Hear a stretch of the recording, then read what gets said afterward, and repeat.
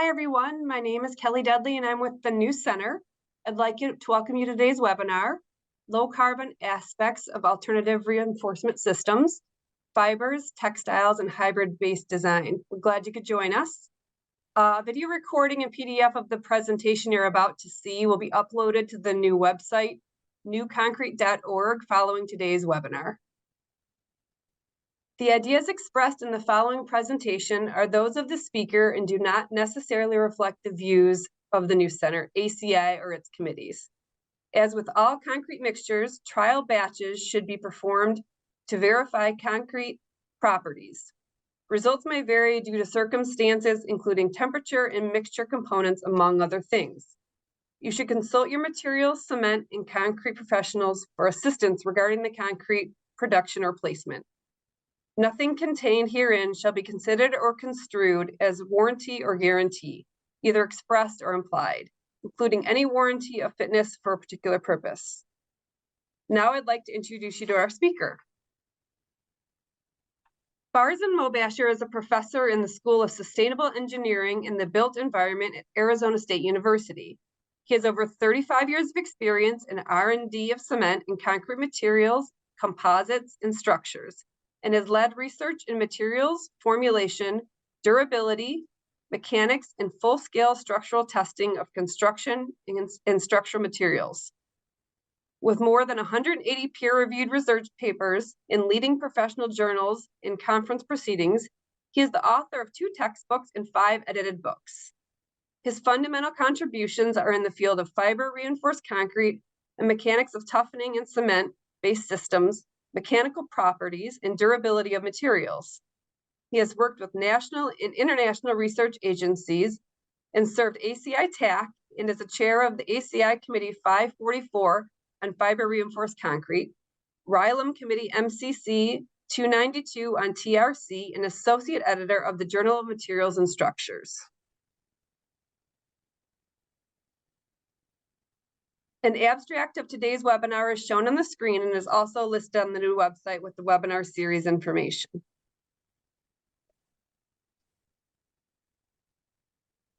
Go ahead, Barzin. Okay. Good morning and good afternoon to everybody who's attending our presentation. I want to give you an overview of the talk, of the outline, because there are so many topics that I want to address. And the main theme here is that there are strategies that we can increase the efficiency of structural concrete through the choice of reinforcement that we use. And when I say efficiency, I don't necessarily mean some number that I came up with. I want it to be defined as a quantitative measure, something in terms of what is the stress that a section is carrying compared to the strength that it has, and apply it both for the tension and the compression response of the concrete. And the idea then becomes, what are the tools that we can quantify those efficiency? Because it's the efficiency of the volume of the concrete that we're using that determines the carbon footprint. If we can improve the efficiency, then we can actually benefit from the carbon footprint reduction. And by that, I mean, let's define measures in terms of specific strength per volume. How much do I get out of a given volume of a concrete? Of course, we're using F prime sub C as a measure for many of the applications, but if we really use F prime sub C, as it is done in life cycle cost analysis, that number is not a true reflection of the durability, of the serviceability. Even in the case of flexural design, we try to avoid getting a compressive strength type of a failure, and we always want to dominate it by the tensile failure of the concrete. So this becomes a real difficult point for us to use the right measures for our characterization. Otherwise, we keep increasing the strength of concrete and we see that our efficiency is not significantly improving. So there are three or four major areas that I want to touch on when we talk about the reinforcement systems alternative. And that has to do with fiber reinforced concrete, the general approach to it, whether we are addressing minimum reinforcement. An area of textile reinforced concrete that I've been working on for the past 20 years in terms of repair and new construction. Hybrid and UHPC methodology, which again fall back into the use of fibers, and I'll describe how that works and give you some examples of how they are effectively used in structural applications today, and how we can take these example cases and make it more broader for other types of structural cases.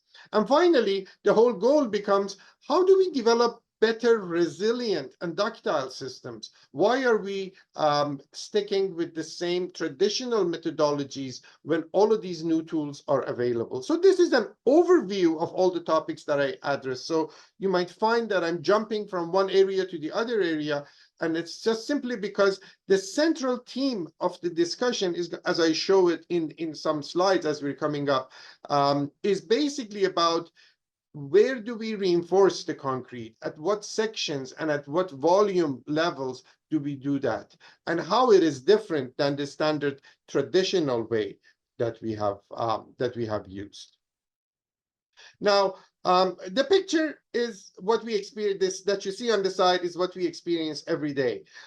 We see concrete, well-intended, executed, but then it just simply cracks and falls apart. And the question of sustainability comes into play as far as, why do we have this class of problems happening all the time after all these years? So how do we define this issue of sustainability and carbon footprint through the reinforcement strategy that we have? And one of the issues that comes up is a lot of our design procedures are based on the limit state, ultimate strength calculations, whereas I believe that we need to focus on serviceability criteria. We need to know exactly, for the entire life of the structure, what type of stresses are applied onto it, rather than that limit state case where we have significantly high load factors, 1.4, 1.6 for live load and dead load. And so we need to go back into the serviceability from all the elements, all the durability. What is the role of the cracks in the section? So that's a challenge. Now, I understand that we have new technologies such as FRP, and that's promising us a tremendous opportunity to develop new applications. But again, the point I want to make is that we need to rethink the equations that we use and the approaches that we use. You can't just simply replace rebar with FRP and expect that we're going to get much better performance. We need to rethink everything. And that's why this talk is about, how do we rethink the entire process? At the same time, we need to realize that somewhere about 99% of the market of reinforcement is dominated by steel rebars because of the cost, because of tradition, because of the excellent ductility that steel offers. But then the question comes in that, can we make other types of textiles and fibers, such as carbon, glass, FRPs, and textiles, competitive? And then the question is, where is the level playing field for us to design that? And that takes us to this issue of design strategies. We don't have a lot of alternative design methodologies, and I think we need to address it. That takes us to the final portion of the point that I want to emphasize in this talk, is that I'm not trying to choose an idea of something that's not attainable. I'm only looking at 1 to 5 year design changes that we can make in the current projects that are going on. And some of the examples clearly shows that these ideas are available and are being implemented. And all we need to do at this point is to be able to prove the effectiveness of them and move forward. Now, let's start about efficient concrete consumption. We use somewhere between 25 to 30 billion tons of every year. And for every ton, we get about a ton of CO2 released in the atmosphere. But the number becomes mind-boggling when we think about all the plastics concerns that we have in the world today, as far as the landfills being filled up. And in the last 60 years, we've had 8 billion tons of it. plastics, and that's the amount of concrete and cement used in only 2 years. China used, the amount of cement that China has used in 3 years is more than what US used in the entire 20th century. And those numbers are valid. So in other words, the volume of the amount of concrete that's being used is growing much, much rapidly. But if we look at the first point that I want to make is that 60 to 75% of the concrete volume that is used in any flexural condition, in any beam, doesn't even participate in carrying loads because it is in the tension and we ignore its contribution due to cracking.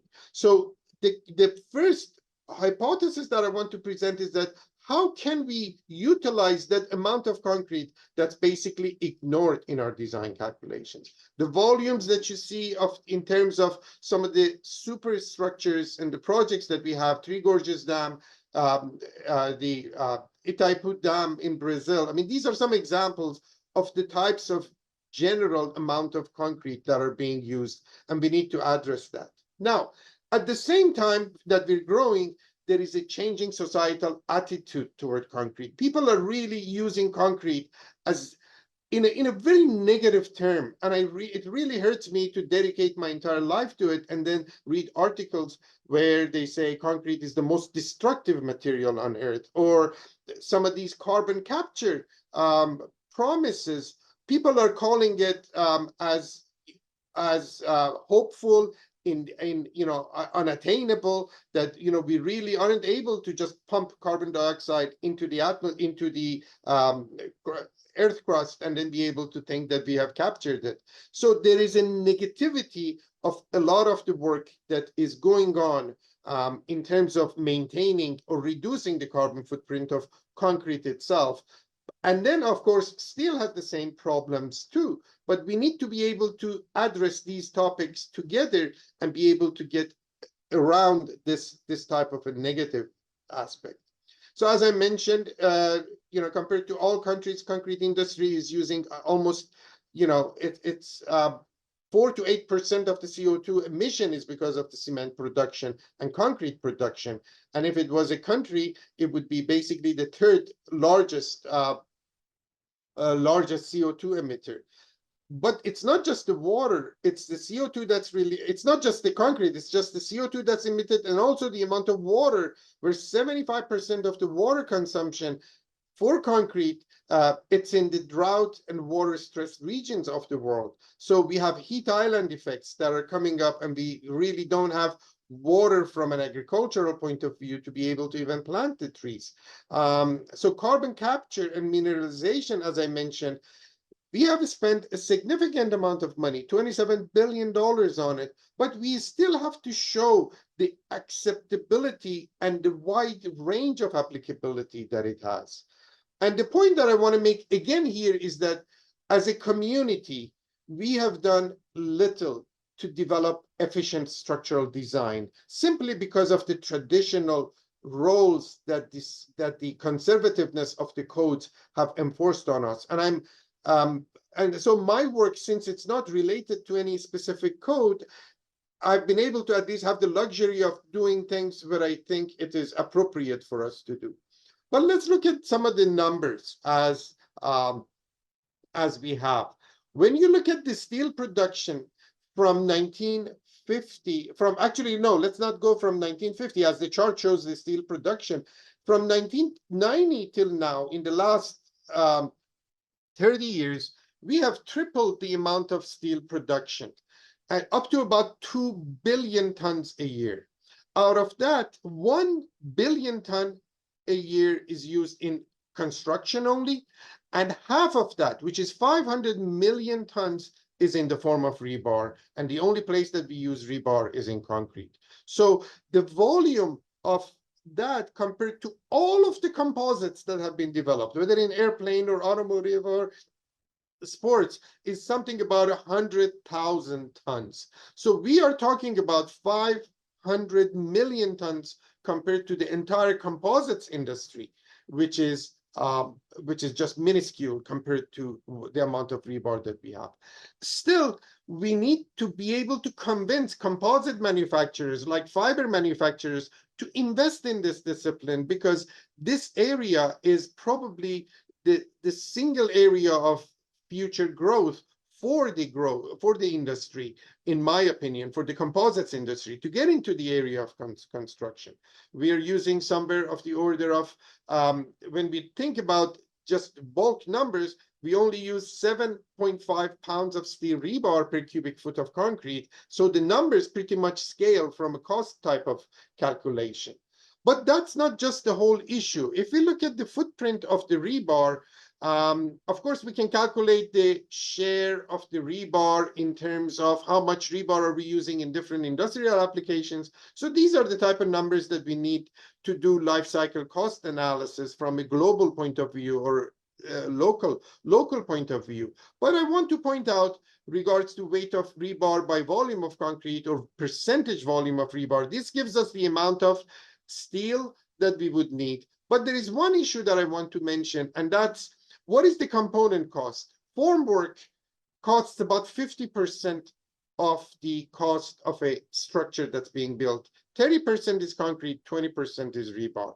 And a majority of the formwork and layup has to do with the bending of the rebar, doing a lot of the work manually in the field, and that adds. So one of the main benefits of the fibers or any other type of an alternative reinforcement would be something that can be added at the plant, at the ready-mix plant, and transferred into the field. So these are some of the issues that when we talk about life cycle analysis, they come into the play and they reduce the carbon footprint, because you don't have to take 2 months with traffic control devices to do some kind of a project on a bridge.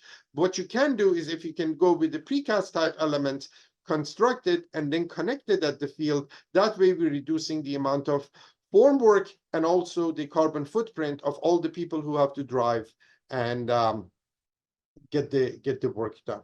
Now, if you look at one of the main areas, which is products life cycle, a lot of the analysis that's being done currently is focusing, even in the cement industry, the phase of cradle to grave. And cradle to grave basically means that for any product, the formation of that product, let's say Portland cement, it only has to do with where are the raw materials obtained, what is the transportation cost, and manufacturing. So when the cement is leaving the plant, at that point, the phases A1 through A3 are used as the amount of carbon that has been used or basically put into the atmosphere to get you a ton of cement.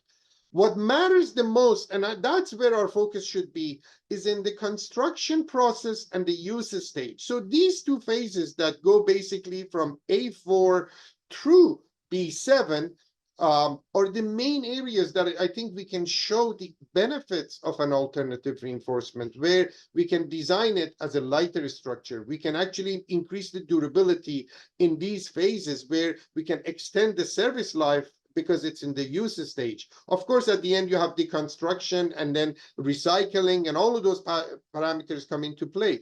But I feel that we would be making a grave mistake by only focusing on the production stage of steel or production stage of composites or production stage of Portland cement. We need to see where the design comes in and how can designers develop better design methodologies.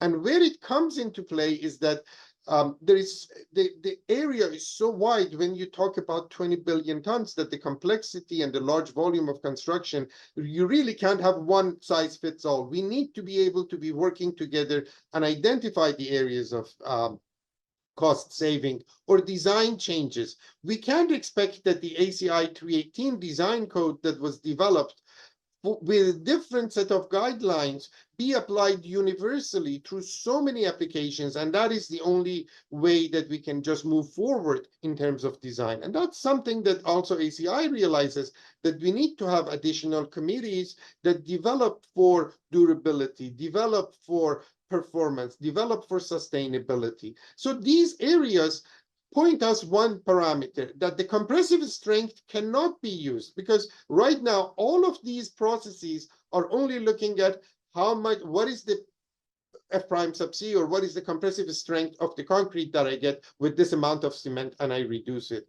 I think that's so narrowly focused on compressive strength that we lose the main the main element, and that is that the tensile properties dominate the major volume of the concrete used, but then they're not used in the design. We don't take them into the design equations. So no matter what you make with the tensile strength, doesn't even show up in our calculations for the design. And I give you an example for that.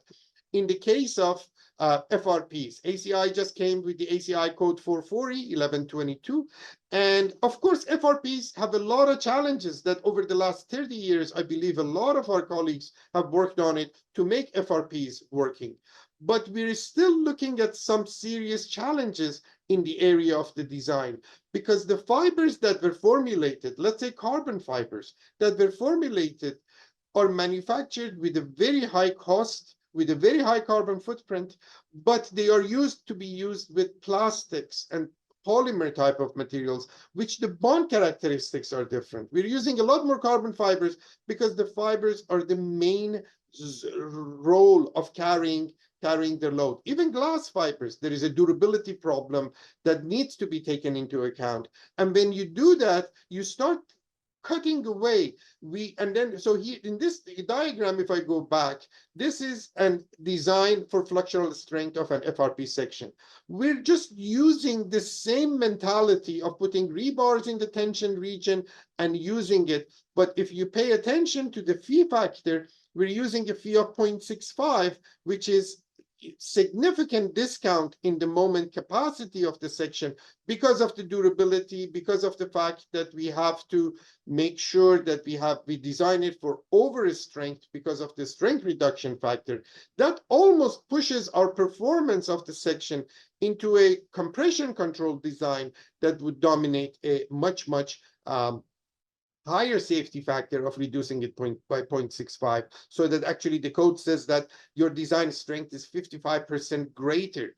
And of course, the problem is, you're using something a lot more stronger than what it needs to be because you're trying to plan for the bond issues. And a lot of the bond comes in because if you're using very large filaments, you can't transfer the load, the bond suppression, because the fact that all of the filaments are not connected and carrying the load, it's going to be taking a toll on our design calculation. So even in the area of FRP, with different new carbon fibers or basalt or such, we need to look at these problems from a microstructural point of view. So that's an overview.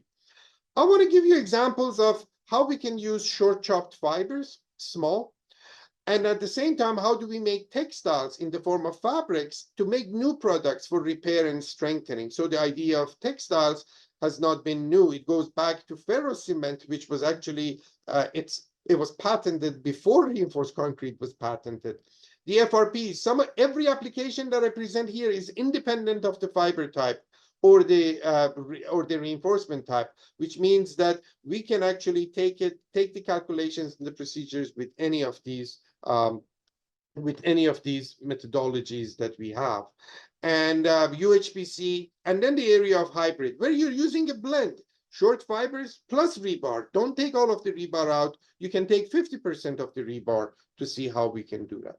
Now, let's look at the perspective of reinforced concrete design. When was it developed? We can go back to about almost at the beginning of the 20th century. People started designing with the concepts and principles of reinforced concrete. And this is just the bridge in France. It's still operated. But we go to 1908 when the first sets of equations, that's when the Model T was being developed. Now, the first set of exact design calculations was done around 1938, 1939, and that's when the very first transatlantic passenger plane started operating. So the tradition of design of reinforced concrete based on the fundamentals go back to almost 120 years ago. And if we do that, we go back to the original books, we find out that the Whitney's stress block diagram that is being used, it's been actually codified since 1930s to 1940s. So it's more than almost 90 years that we've been using the same set of calculations, the moment capacity calculation, which assumes that concrete is not carrying any load. So this area below the neutral axis is not carrying any load as far as concrete is concerned. And we do the rectangular stress block diagram and equate concrete carrying the compression force, steel carrying the tension force. It has worked for us for almost 100 years. And it's a wonderful, wonderful, amazing equation that can basically give you a very good accurate measurement by simply solving a single quadratic equation. That's what the beauty of it is. You solve a quadratic equation that always gives you a proper answer, and that would give you the depth of neutral axis. So D and KD. We're going to come back to this later on when I discuss the methodology proposed. So there is a lot of comfort in here, and people don't want to change it. This goes back to 1907. So what is the challenges that we have right now is with the code, or only using this equation, is that it applies to ultimate limit state, but the serviceability limit state becomes problematic because we need to measure deflections or deformations or vibrations. And the current system of limit state for ultimate limit state doesn't tell us exactly what the final numbers are. It only looks at from the maximizing the moment that's applied onto the section for that. Codes don't apply any upper limits, which means, and the cement is so cheap, few pennies per pound. So people have no problem increasing the compressive strength by going to a higher value. And some of the studies that we have show that there is a lot of growth in the strength requirements over the last 40 or 50 years, just to be able to be on the conservative side, but that's not energy efficient. So we're becoming much more over conservative in our code language. And the problem is threefold that we can solve. One, optimize the geometry by defining serviceability and durability design basis. We can also focus on efficient cement substitution. There is so much work done on the area of pozzolans or lime cements. So that area is just tremendously wonderful because we're trying to find replacements for Portland cement. But a challenge that we have is that the volume that we use is so much that it's difficult to find enough cement substitution products.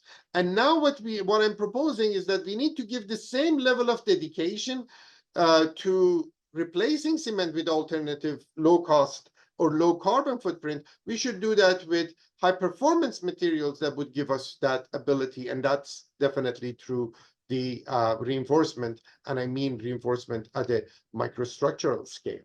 This is one of the key talks or slides that I want to use in my talk.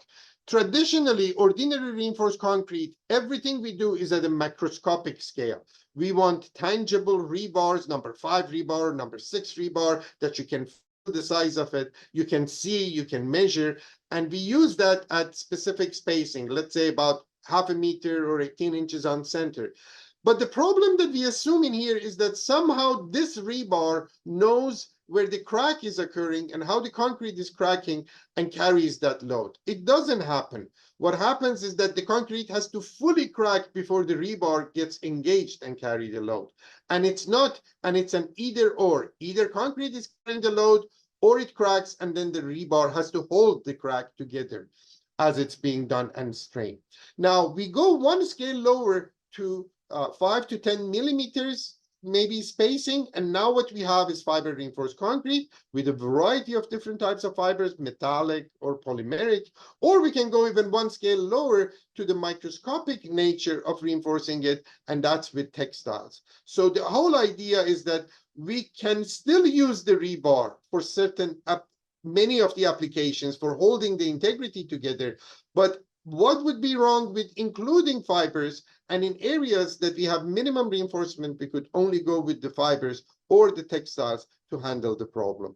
So my career objective, is to go from macrostructure reinforcement into a mesostructure or microstructure reinforcement. If we can reinforce the concrete at the micro level, it would have tremendous benefits in every aspect of the work.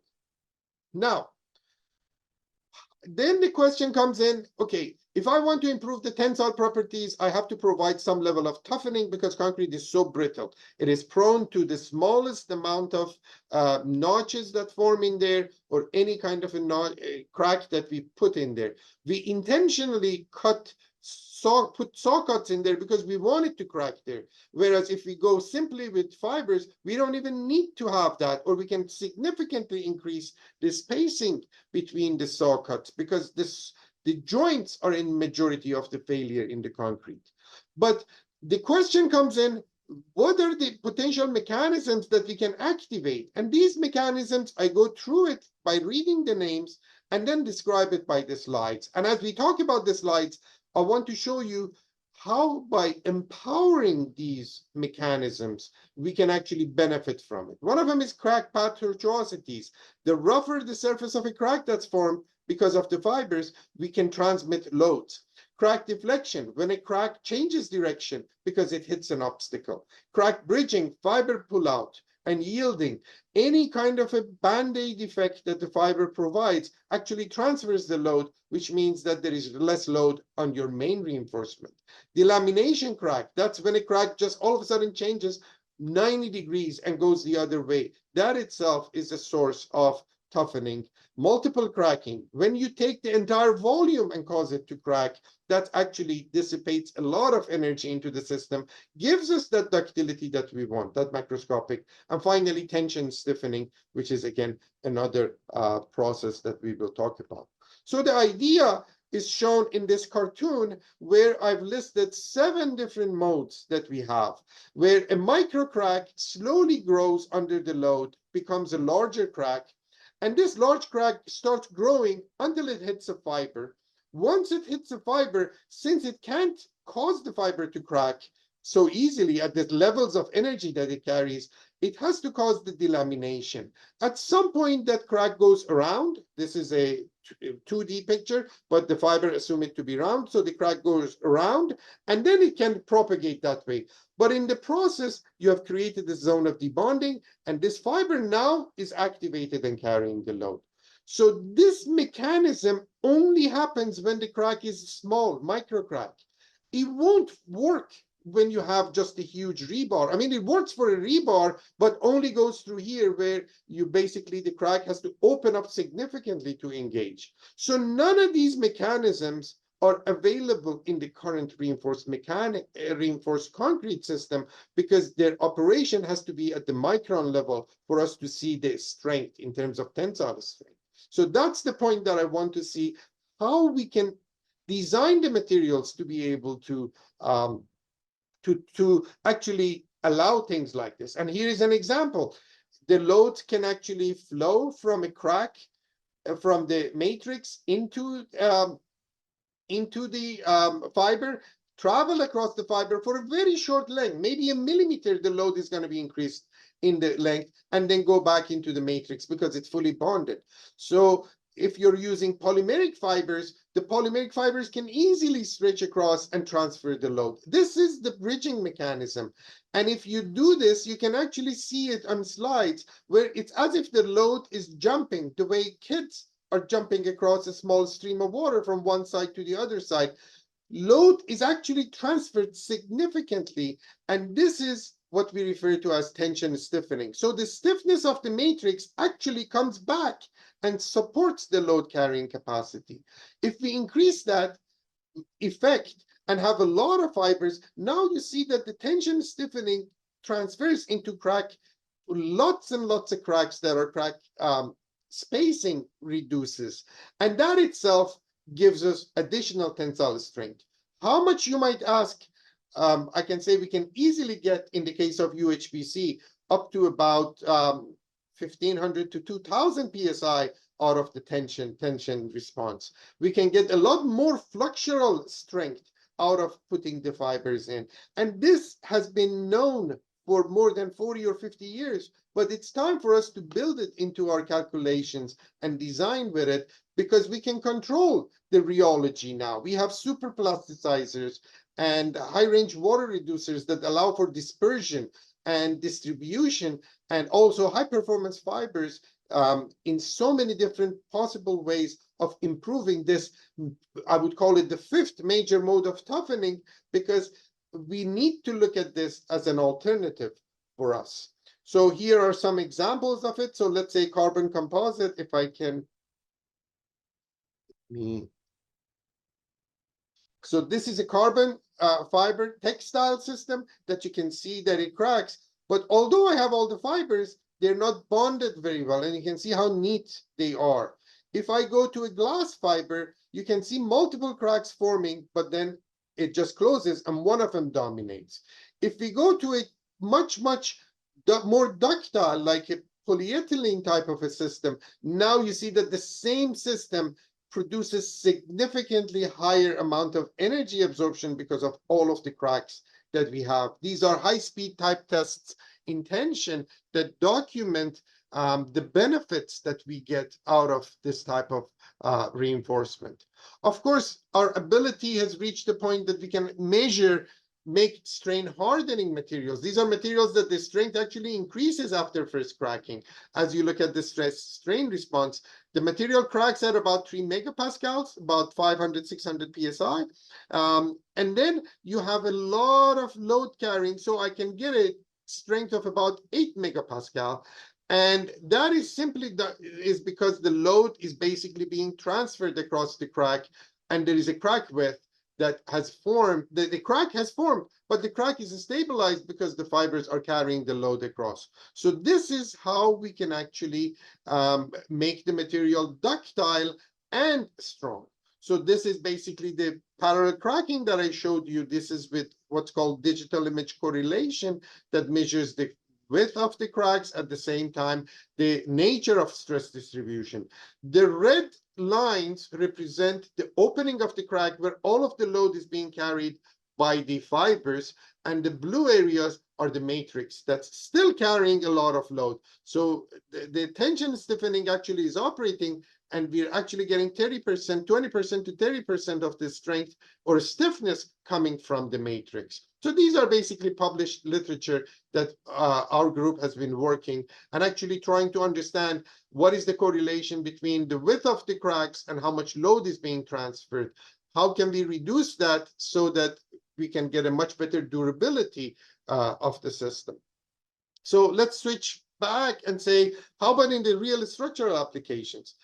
Within ACI 544 committee, we developed a document almost 9 years ago, and that's ACI 544-6R. That's the design of elevated slabs with fiber reinforced concrete. In other words, we don't have any reinforcement other than steel fibers. Of course, we have some integrity reinforcement for progressive collapse prevention, but that's not taken into account in the structural design calculations.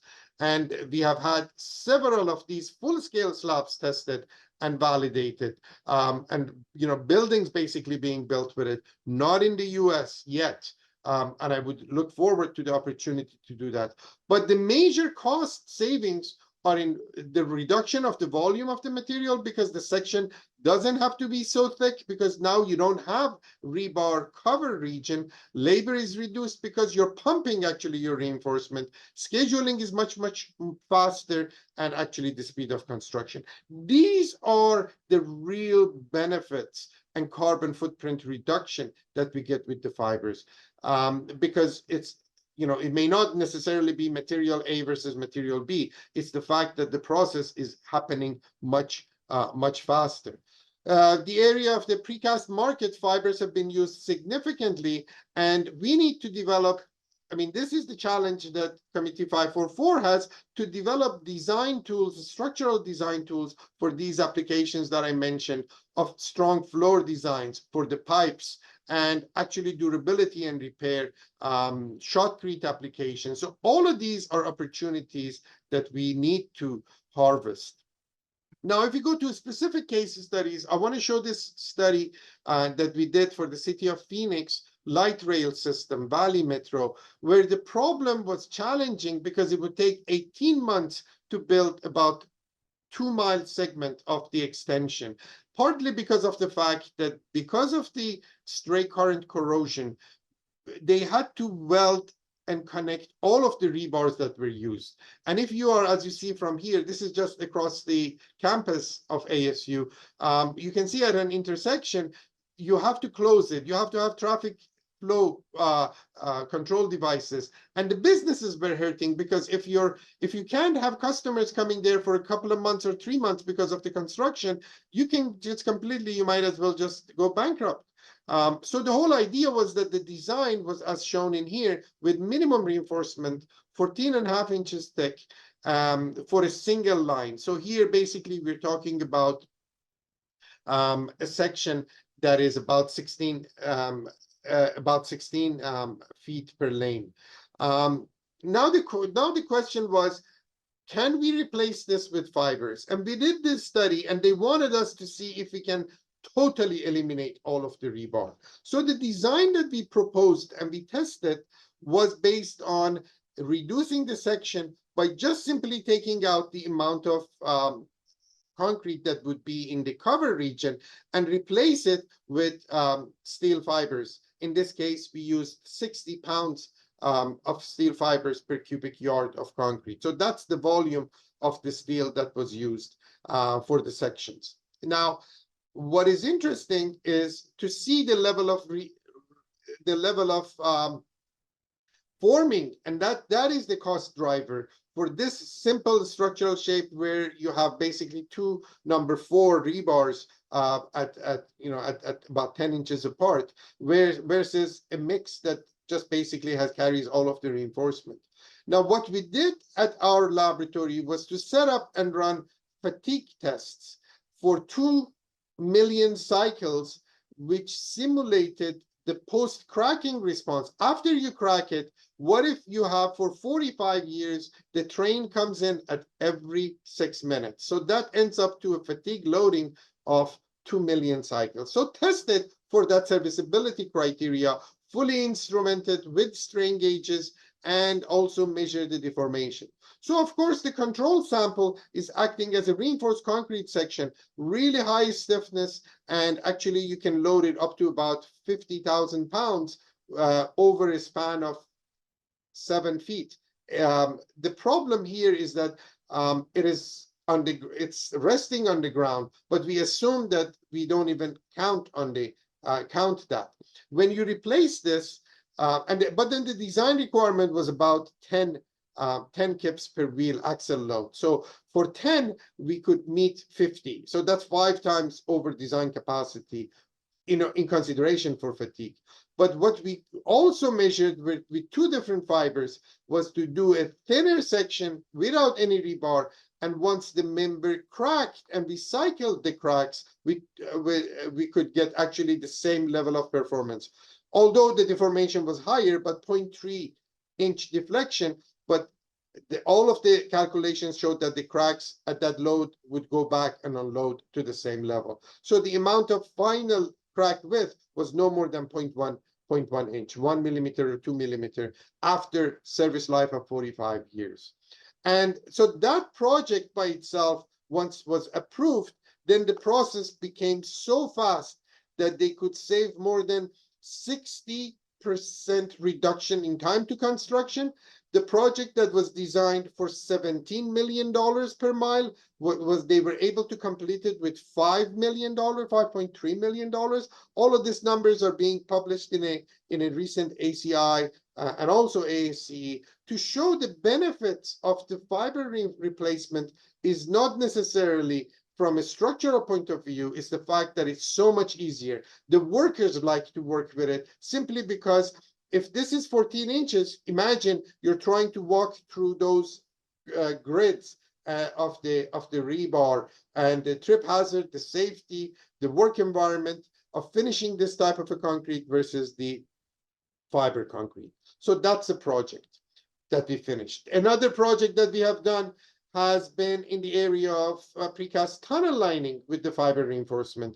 And in here, what we have is just basically the precast tunnel lining, the forming is extremely difficult of the rebar, and the volume is significant. So if we go with the steel reinforcement or polymeric fiber reinforcement, these are the test validations that we've done, which clearly shows on the figure in here, the fact that the material cracks is not a problem because you have this residual capacity, and that's where the strength comes in.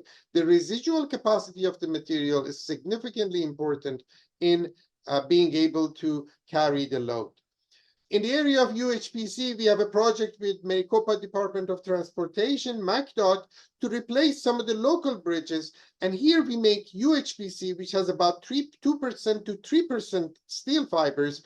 And what we can measure is 20 to 22,000 PSI using non-proprietary type of a mix developed for our Department of Transportations. But this volume of the material is very small because we use precast elements to put, and then you pour the connection pores. So these connection pores are basically allowing the DOT to replace an entire bridge in a matter of 7 days or so, which is really important for rural areas. And these are some pictures of the connection pores.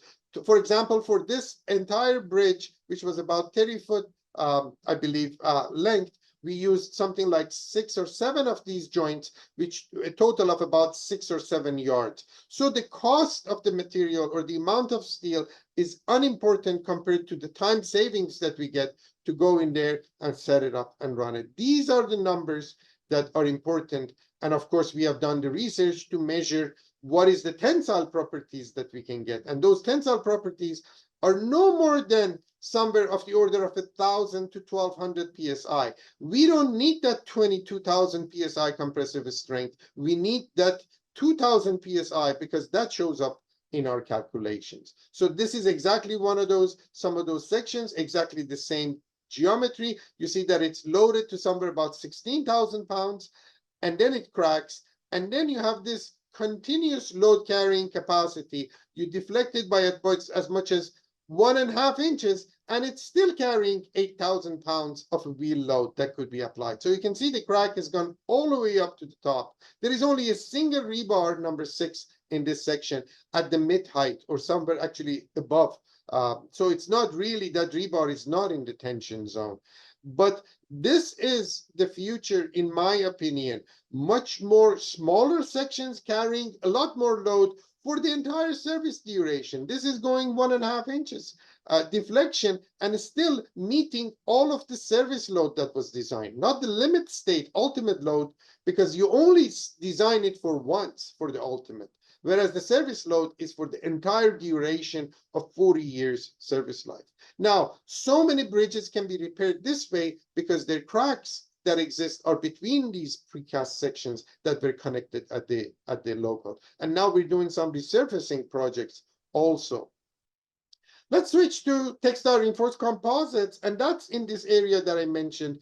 What we're trying to do is to simply reduce and reinforce it at the microstructure level. So you can actually, from an SEM, you see that the fibers are really close. Now we're looking at composite sections where you have a sandwich sections for wall with an aerated concrete and skin level. We can generate the distributed cracking, and our tensile stress strain goes up to of the order of 20 megapascal. That is somewhere of the order of 3,000 psi. So with 3,000 psi tensile capacity, our group has been working on making angles and channels and developing design equations for these sections to be able to do that, to actually use them in applications. We've looked at pultrusion type of techniques to automate the production, similar to wallboard type of materials, which is using paper. Now we're going with this, with the textile to make structural elements, and hopefully we can replace steel or wood from a construction point of view. So these are the different tools that we've developed for a tractor pull to grab pull of the fiber. So these have been published in the book and in the, lots of publications that are going on in this discipline. And that itself offers another opportunity for us to do that. And you see that when you make a thin section, it's lightweight. It actually floats on water, but the magnitude of the load that it can carry is significant because we've built in the ductility of the multiple cracking in the flexure. We can use the same approach for repair and retrofit of the elements. So the area of FRCM, fiber reinforced cementitious matrix, that's another area that the Committee 549 of ACI on thin sections is focusing on. But these are all opportunities that allow us to innovate these and actually be bold, go after making W sections out of concrete. I think that these are applications that we can actually develop and be competitive with structural steel or glue laminated beams in terms of wood. There is no reason why we cannot offer concrete as a tension member, because we have the data to show the strength that it has, and it's definitely worthwhile investigating. So again, the whole goal becomes the application. If it's in tension, you can expect to get about something of the order of, depending on the formulation, these are polymeric fibers. Polymeric fibers, that strength is actually lower, but then we can actually get it up to about 6 megapascal, about 1,000 psi. I can get it out of them in tension. But when you go and test the same sample in flexure, now you can go to much higher, to somewhere about twice as much. And this change in the tension to flexure is simply because of some of the parameters that we talked about. These slides show us the whole issue of the reinforcement at the microstructural level and the way the fibers bridge any kind of a crack that forms.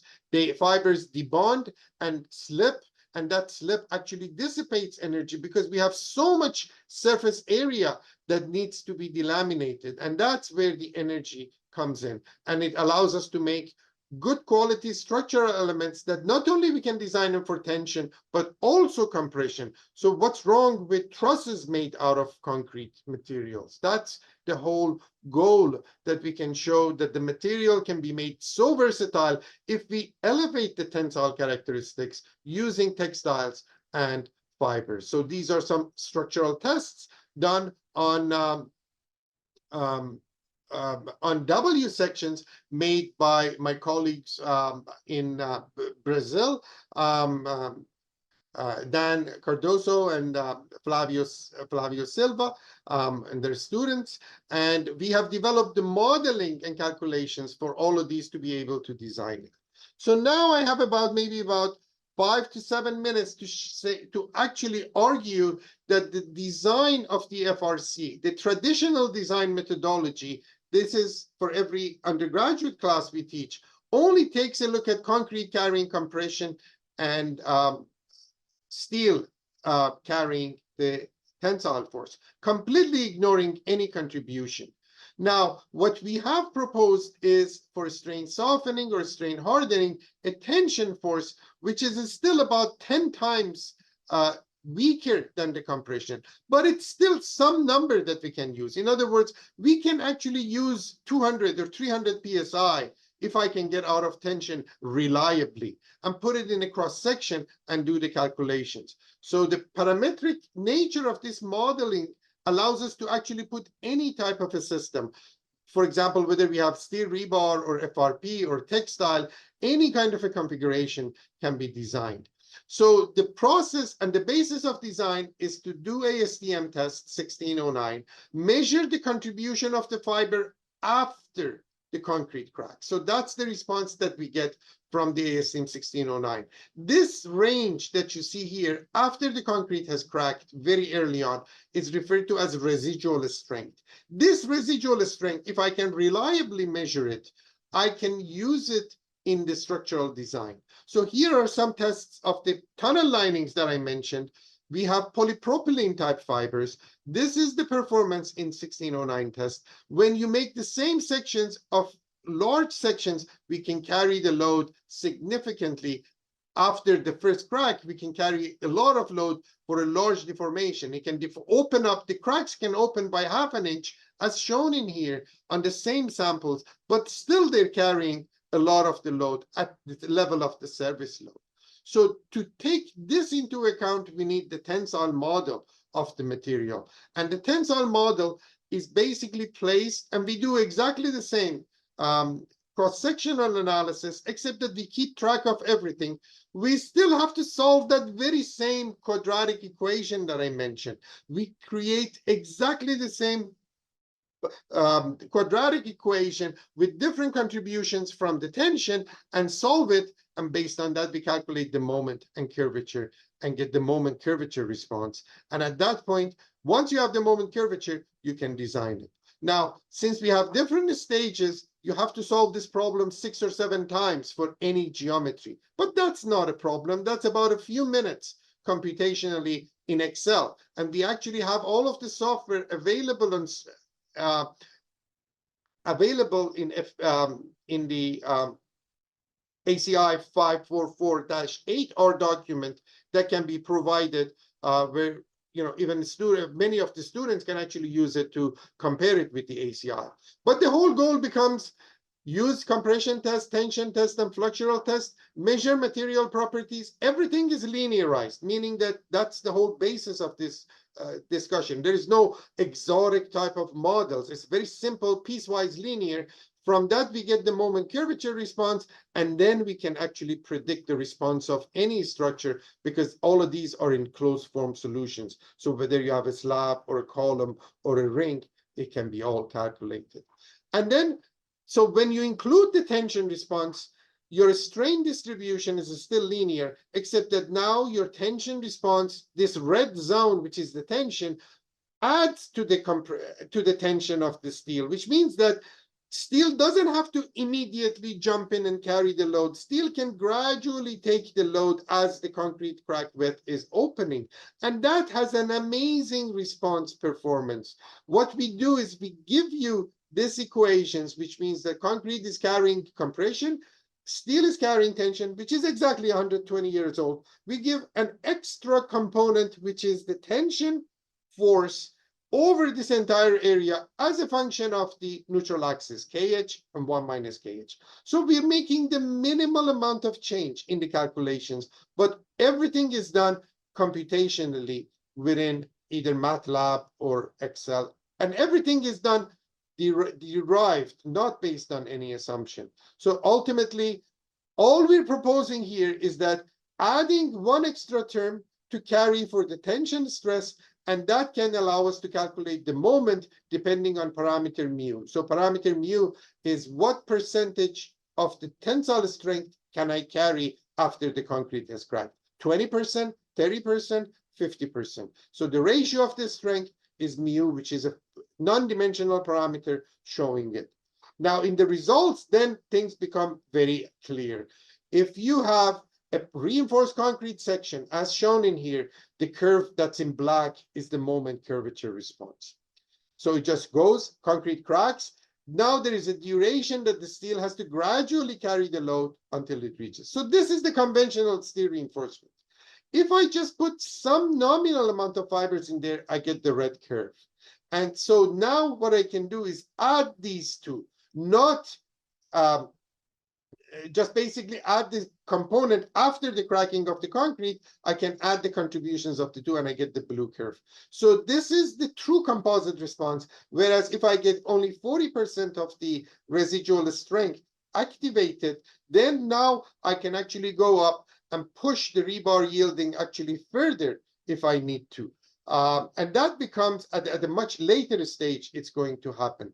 I can do it for reinforced concrete beams, any flexural member with compression, without, or with reinforced, even if it's a slab.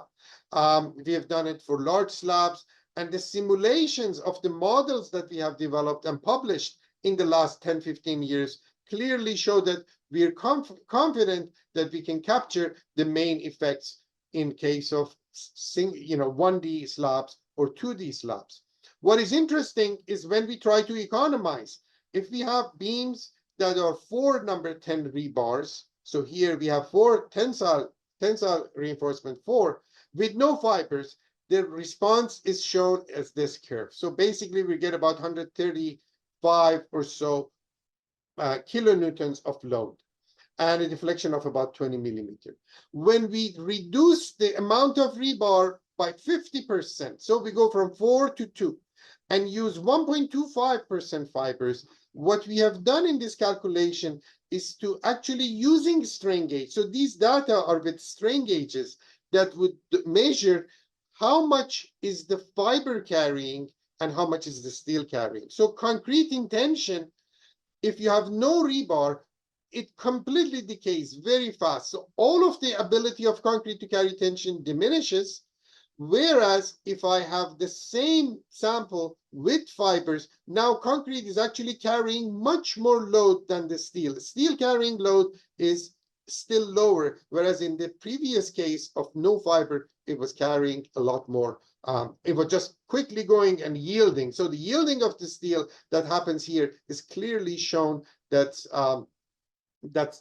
utilized. So all of these four are utilized to carry the tension, whereas the two bars that we use are still carrying less than what the concrete was carrying. And these data can be simulated, and it clearly shows. Why does the flexural equation work? Because if you have no fibers or no reinforcement in the tensile zone, this little blip is the tensile capacity of the concrete. So it's justifiable to ignore it, only work with the force distribution of the concrete in tension versus the rebar in compression. And these curves clearly show the proportion as I'm increasing the tensile strain.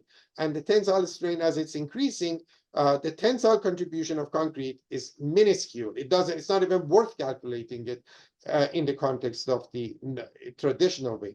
But if we just simply put something like 50% residual strain, meaning that the concrete cracks and goes down to this level, and it continuously carries that as the fibers do, you get this small area compared to steel. Steel is still carrying a lot of force, but it's concentrated.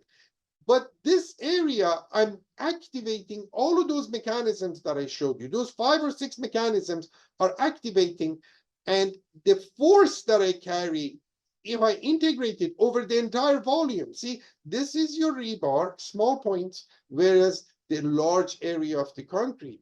This area allows the concrete in tension, which is corresponding to this number, to be carrying almost 70%, even 60% at the end of the test. And these are exactly the same experimental results that I showed you.